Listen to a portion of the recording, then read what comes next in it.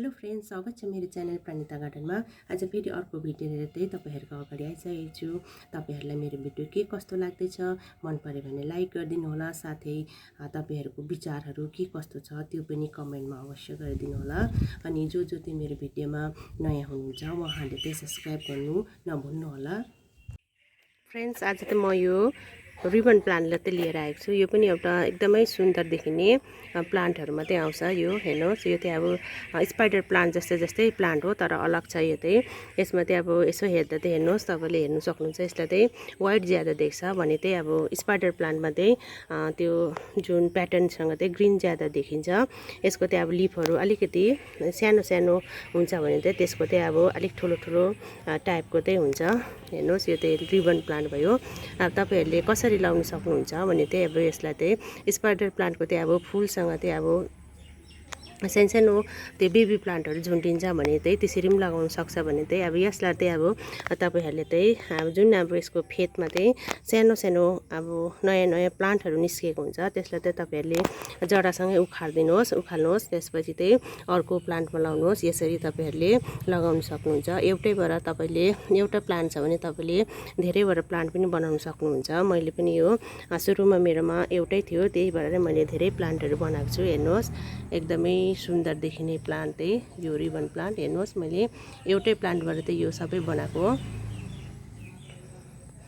यसलाई चाहिँ अब केयर चाहिँ कसरी गर्ने भने चाहिँ अब समर सिजनमा चाहिँ तपाईहरुले यसलाई पनि अब डाइरेक्ट सनलाइटमा चाहिँ नराख्नुहोस्, किनभने अब यसको पनि अब लिफहरू चाहिँ सुक्छ। त्यही कारणले अब सुक्दै गएर चाहिँ यो मर्न सक्छ।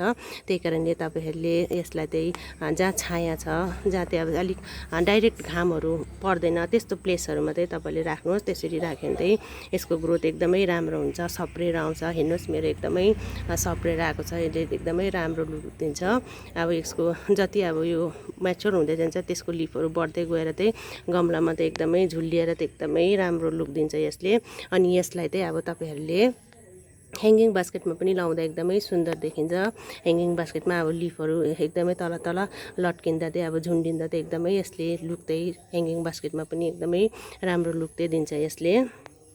यसमा चाहिँ अब तपाईहरुले मलहरू चाहिँ के लाउने भन्दा चाहिँ अब म त अब प्रायः सबै प्लान्टहरूमा गाईको गोबरै युज गर्छु। तपाईहरुले अब जोहरूले मेरो रेगुलर भिडियो हेर्नुहुन्छ सबै भिडियोमा मैले भन्दै आएको छु।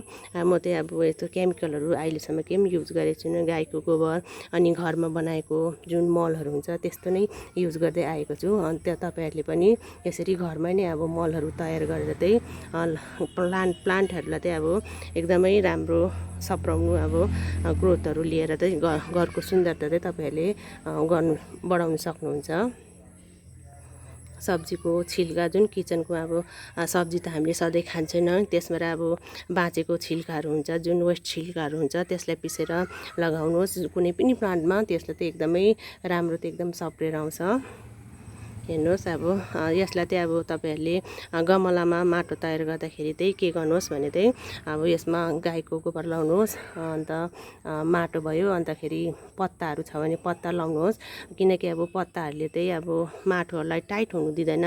साथै अब गमलालाई अब चिसो पारेर पनि राख्छ। अब पत्ताहरू छैन भने चाहिँ तपाईहरुले कोकोपिट पनि युज गर्न सक्नुहुन्छ। कोकोपिटले पनि पत्ताहरूकै काम गर्छ, त्यही कारणले कोकोपिट पनि युज गर्नुहुन्छ। त्यसरी तयार गर्नुहोस्। अनि त्यसको ड्रेन जुन होल हुन्छ त्यो चाहिँ एकदमै राम्रो बनाउनुहोस्, किनकि अब त्यसमा चाहिँ पानी चाहिँ एकदमै ड्रेन होस्, जसमा कि अब जस्तै हामी पानी यसमा हाल्छौँ त्यसमा चाहिँ ड्रेन भएर गइहालोस्। किनकि बेसी पानी भयो भने त अब कुनै पनि प्लान्ट मर्छ, किनकि अब जराहरू गल्नु थाल्छ, त्यही कारणले चाहिँ अब मर्छ। त्यही कारणले तपाईहरुले चाहिँ पानी ड्रेन होल चाहिँ एकदमै राम्रो बनाउनुहोस्।